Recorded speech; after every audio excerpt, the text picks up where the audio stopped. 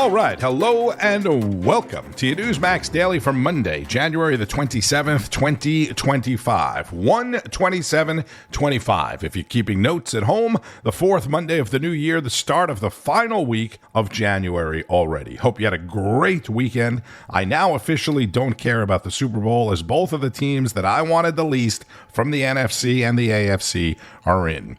Newsmax podcast producer Ken, who's listening right now, is allegedly a Chiefs fan, so he's happy. Congratulations to both teams, and all you're going to be hearing about now for 2 weeks is the potential three-peat, which was coined by Pat Riley when he was the coach of the Lakers, by the way.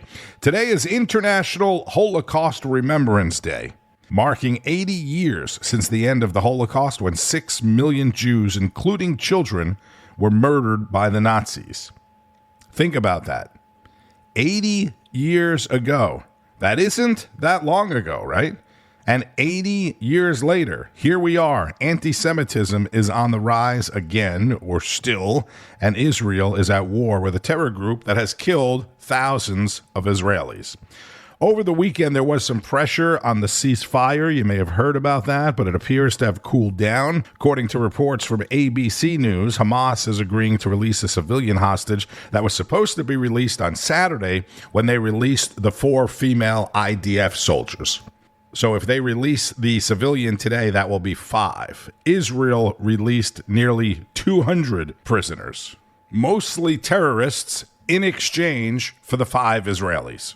On Air Force One, over the busy weekend that President Trump had, he's in Miami today for a House GOP conference. Trump suggested moving some Palestinians from the Gaza Strip to Egypt and Jordan. I'd like Egypt to take people, and I'd like Jordan to take people. You're talking about probably 1.5 million people, because I'm looking at the whole Gaza Strip right now, and it's a mess. It's a real mess. Again, that was on Air Force One. Both Egypt and Jordan, allies of the U.S. and partners for peace in the region, but they didn't like that suggestion. Meanwhile, military C-17 cargo jets began to deport illegal aliens. Colombia's president refused to allow 2 of the planes returning illegal aliens to land in that country. Trump said he would impose tariffs on Colombian goods if they do not take their people back. That is one of several big headlines from the weekend that everybody's talking about today. The media immediately said, get ready to pay more for Colombian coffee, bananas, and other goods. Coffee prices did spike over the weekend. And then all of a sudden, the president of Colombia changed his mind, said he would accept the flights of illegals after Trump threatened the 25% tariffs. U.S. troops also arrived at the southern border over the weekend with tanks and other equipment while the president was in Las Vegas, thanking Nevada voters for helping him win that state. But since I became the 47th president at noon on Monday, I've been moving with urgency and historic speed to fix every single calamity of the Biden administration that they've created. And this week alone, I took nearly 350 executive actions to reverse the horrible failures and betrayals that we inherited from a group of people that didn't know what the hell they were doing. What they've done to this country, especially the open borders, where they have, think of it, 21 million people came in. Many of them are criminals, murderers. Well, we're getting them out. You see it. You see it yesterday, first day. Our message could not be more clear. America's decline is over. American decline is over. We're laughed at all over the world. Now we're not laughed at anymore, I'll tell you. What the world witnessed this week is nothing less than a revolution of wealth creation for everyone, and also common sense. It's about common sense. It really is. We're the party of common sense. Every single day of my term, we're living by the motto, promises made, promises kept. I kept my promises. It's why we won. It really is why we won. We won because of the past 4 years. We won because of that. But this is going to blow it away. Because when I came in, I had no experience. I didn't do this before. I never did this. I was never a politician before.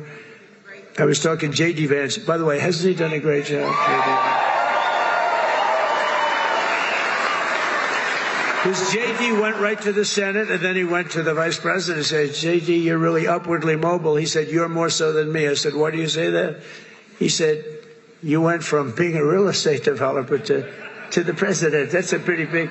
I never thought of it that way. I guess I'm the most upwardly mobile politician in history. I didn't make any stops along the way. It will be the greatest honor of my life to serve not once, but twice, or 3 times, or 4 times.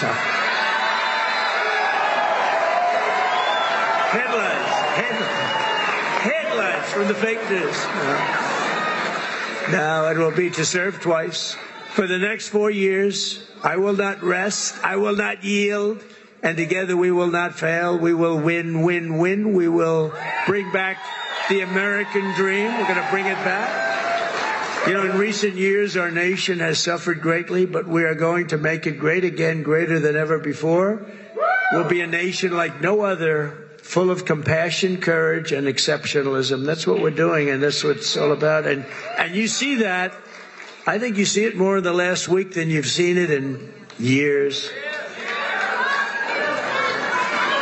And I walked up the stairs of that massive plane that's waiting for me, that big 747, and I said, there's no way I'm going to let myself fall, because that was one hell of a... That triple fall was a disaster. I would call that a political disaster. You can fall once, you can fall twice, but you can't fall 3 times.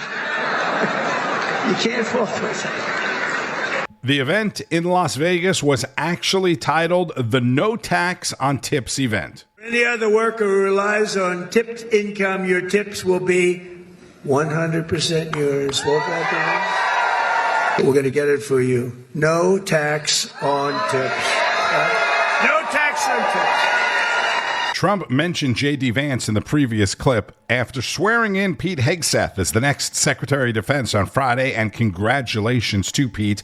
The vice president was on CBS's Face the Nation yesterday defending the administration's immigration policies. Well, Margaret, I don't agree that all these immigrants or all these refugees have been properly vetted. In fact, we know that there are cases of people who allegedly were properly vetted and then were literally planning terrorist attacks on our country. That happened during the campaign, if you may remember. So clearly not all of these foreign nationals have been properly vetted. But there are 30,000 people in the pipeline, Afghan refugees. But my primary concern as the vice president, Margaret, is to look after the American people. And now that we know that we have vetting problems with a lot of these refugee programs, we absolutely cannot unleash thousands of unvetted people into our country. These people are vetted. Good.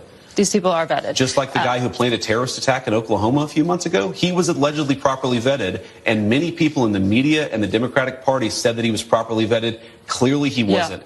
I don't want my children to share a neighborhood with people who are not properly vetted. And because I don't want it for my kids, I'm not going to force any other American citizens' kids to do that either. No, and that was a very particular case. It wasn't clear if he was radicalized when he got here or while he was living here. I don't really care, Margaret. I don't want that person in my country, and I think most Americans agree with me. That's Vice President Vance on Face the Nation with host Margaret Brennan. Moving on to the economy. You campaigned on lowering prices for consumers. We've seen all of these executive orders. Which one lowers prices? We have done a lot, and there have been a number of executive orders that have caused already jobs to start coming back into our country, which is a core part of lowering prices. More capital investment, more job creation in our economy is one of the things that's going to drive down prices for all consumers, but also raise wages so that people can afford to buy the things that they need. If you look at our slate of executive orders, no, Margaret, prices are going to come down, but it's going to take a little bit of time, right? The president has been president for all of 5 days.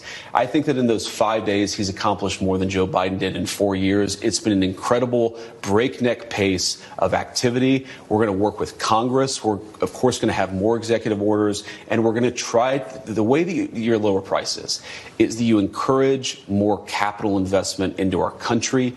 Again, Vice President Vance on CBS's Face the Nation yesterday, and this is Newsmax host Tom Basile on America Right Now. Folks, if we want to stop the madness, Congress must do its job. In the last week, Americans went from having a president who napped in the afternoons and ate ice cream, who was barely in control of himself, let alone the country, to one who works 18-hour days and is focused on advancing a bold agenda.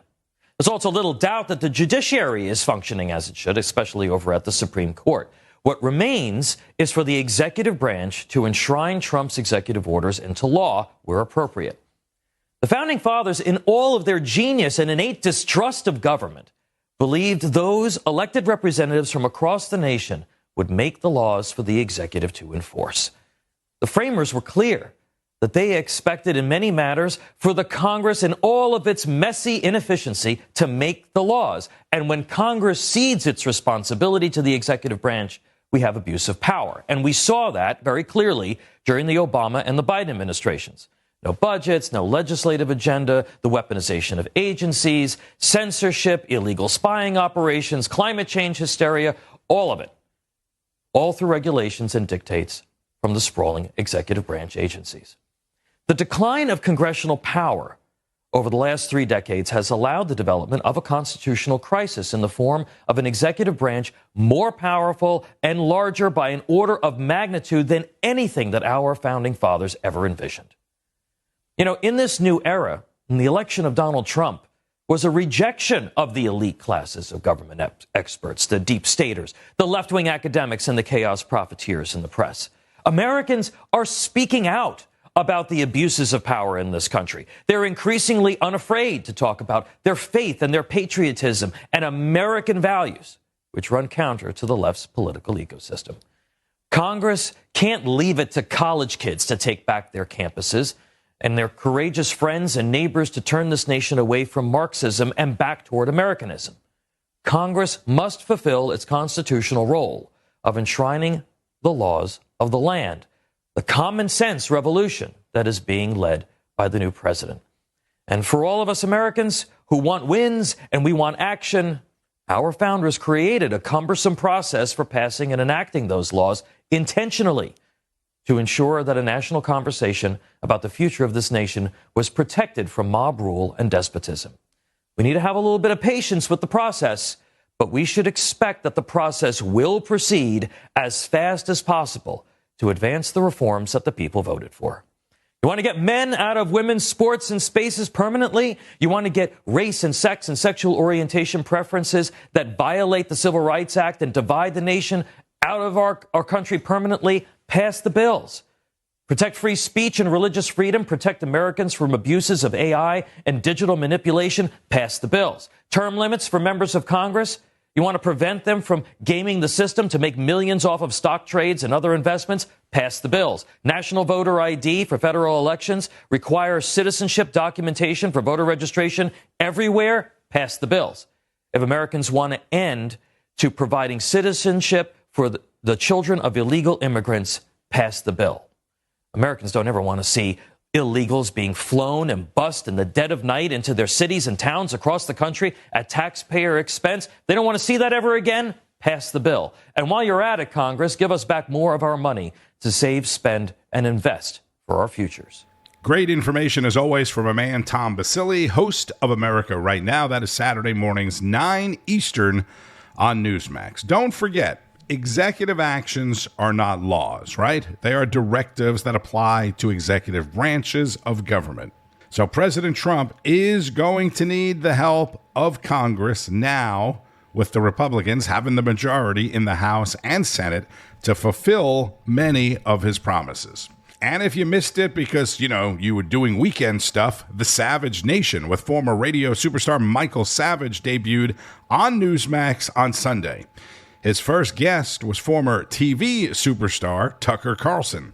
I'm back with the great political commentator, Tucker Carlson. So, Tucker, let's talk a little bit about politics. You were at the inauguration. I saw you 3 rows back from Donald Trump. It was beautiful for me to see you there. What was the sense you had of being there at that time? Just your sense, your life. I mean, you've had quite a career in the media. I followed it from the beginning. Well, I had a couple... It was weird because I'm from California originally, but I've been in Washington since 1985, 40 years ago. And I left after 35 years because of Donald Trump. And I was perceived as close to Trump. And it basically was impossible to live there because of the hostility and the violence. So, but what I really was struck by, just knowing the city as well as I do, I spent my whole life there, I didn't talk to one person who criticized Trump. I didn't meet one person who didn't like Trump. Trump was like the most popular person. Now, of course, there were thousands of people there for the inaugural, but not one person was rude to me. Not one person was anything but nice to me. And that's all because of Trump. It had nothing to do with me. And so Trump's total control of the city was shocking. That Washington has always been the people talk about Berkeley or Brookline, Mass, sort of. No, it's Washington hated Trump more than any city by far, much more than New York, much more than LA. It was always Washington hated him. And he seems to be in charge there. And I mean, that's shocking to me. Amazing to me. You mean since he was elected, suddenly the mood has changed a little? Yes. And of course, I was there in 2016. I was at his inaugural in 2017, and it was just the opposite. Not only were there protesters, but and a lot of them, hundreds of thousands of them. Yes, I remember that. There were also, the people who live there who I know, and you'd run into them and they would sort of curl their lip at you or not acknowledge, that Trump had been elected. I mean, there was a lot of anger and hostility, and I experienced just the opposite this time. So that is, I'm still thinking about it and what it means. As for the inaugural itself, the inauguration, it was moved inside, supposedly for reasons of weather, which I don't think anyone thinks that's true. I don't. But in any case, it was in the rotunda, which is very small compared to, where it is normally held outside the Capitol. And so it was a tiny venue comparatively. And here you have, the entire Senate, the entire Supreme Court, every member of the Supreme Court. You have, probably 150 or 200 guests total. And then you have, the people who run the tech industry right on stage next to each other. The head of Apple and the founder of Google, the current president of Google, the head of Facebook, Meta, and then Elon. It was just like watching the dynamics. And then, of course, the former presidents and their spouses. So with the exception of Michelle Obama. So watching the interplay, people looking at each other, all very tight quarters, was like fascinating. Joe Biden, who I know just from living there, sees me, walks out, sees me, gives me this huge smile. Of course, because he recognizes me, but he has no idea who I am. The fact that Joe Biden smiled at me like that and kind of gave me the sort of, hey, man. Tucker Carlson on Savage Nation, now on Newsmax. And listen to this. This was great. I was sitting talking with Donald Trump once, 2020, and he presses a red button, and I got frightened. I said, Mr. President, did you just launch a nuclear war? He said, no, I ordered a Diet Coke. I swear, Donald, that's the way he is. He loves to joke. But this is no joking matter. I mean, he's got so many things to take care of. You talk about the mood has changed in Washington. I watched that so-called bishop who insulted him and insulted America by attacking him personally. And now he's really pissed off at her, isn't he? What can he do? That was a big thing for me. I mean, this is just, I'm one of less than 1 million Episcopalians left in our country, I think. I grew up in that church. Relatives who ran. What is that? What is that church? Which church is that? That church it's called the Episcopal Church. It's the Church of England in the United States. It was kind of the founding church, to the extent there was one, of our country. They operate, I think, the prettiest church buildings in the world, including the National Cathedral on the hill above Washington, which is the National Cathedral, but it's an Episcopal church. And that's the Bishop of Washington, Marianne Edgar Budd. And she's a repulsive person. And I think by doing... How could she be a bishop? Who made her a bishop? The other bispops in the Episcopal Church. Yeah, well, they took over the church. We know what happened. They did. And it's mostly... I mean, it's poignant for me just having grown up in it and gone to Episcopal schools, et cetera, et cetera. But... I think people who aren't in that denomination don't know how grotesque it is, and it's basically just a lot of, middle-aged lesbians in therapy acting out their neuroses through the apparatus of this giant church, formerly giant church. But here's the point I'm making: is when she did that, my first thought was, well, there goes the church, because I think America has lost patience with that kind of stuff. Like, nobody has time for that crap anymore. No. But 5 years ago, there would have been stories saying Marianne Edgar Budd is a stands up to the president, right? She's clearly a miserable human being. This is not an advertisement for Christianity. I look at her and I think, whatever you're into, I want to avoid and I want to keep my children away from, because it's not worked for you. You're clearly miserable. And I just think she hastens the total elimination of that denomination by acting like that. And the thing is, this is true in all organizations. Like, they're so in their own head, they're so in their own world.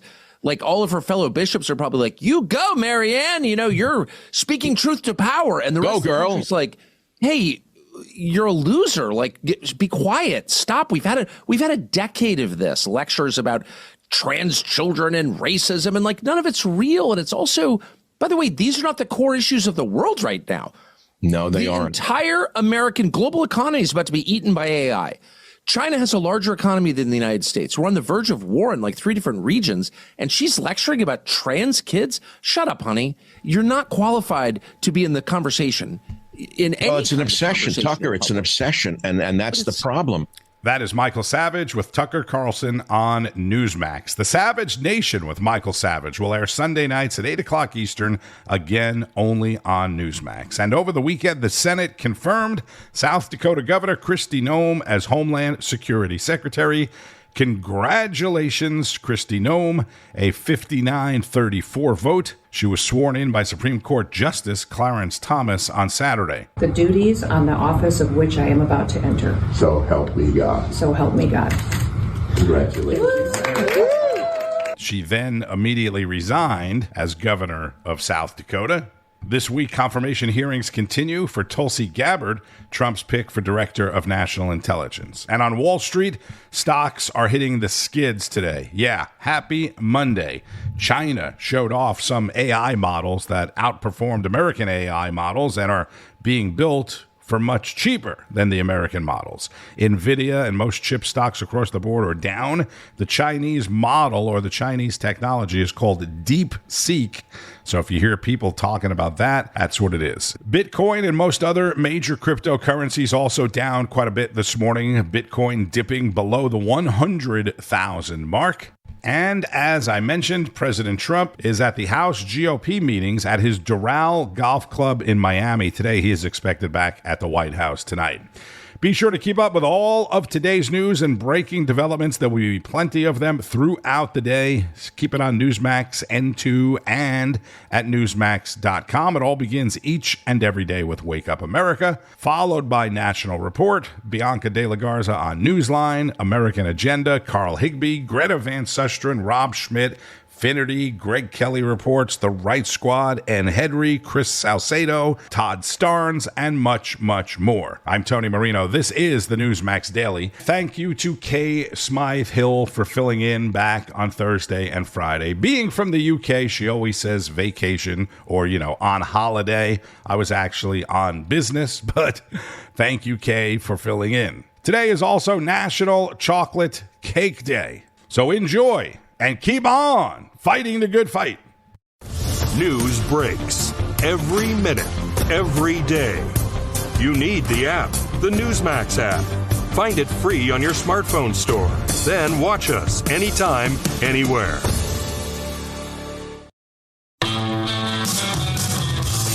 Hey, it's Jerry Callahan from The Callahan Show. You can listen to us every day. We react to the latest news, politics, sports, and all the madness in the world. I'll give you my opinion with a little edge, a little attitude. I'm an unapologetic right-winger, trapped behind enemy lines in deep blue Boston, so I'm used to taking on the mainstream media mob. You can hear us anywhere you get your podcast, or you can listen every day at newsmax.com/listen. Information. Truth is freedom. Is Newsmax.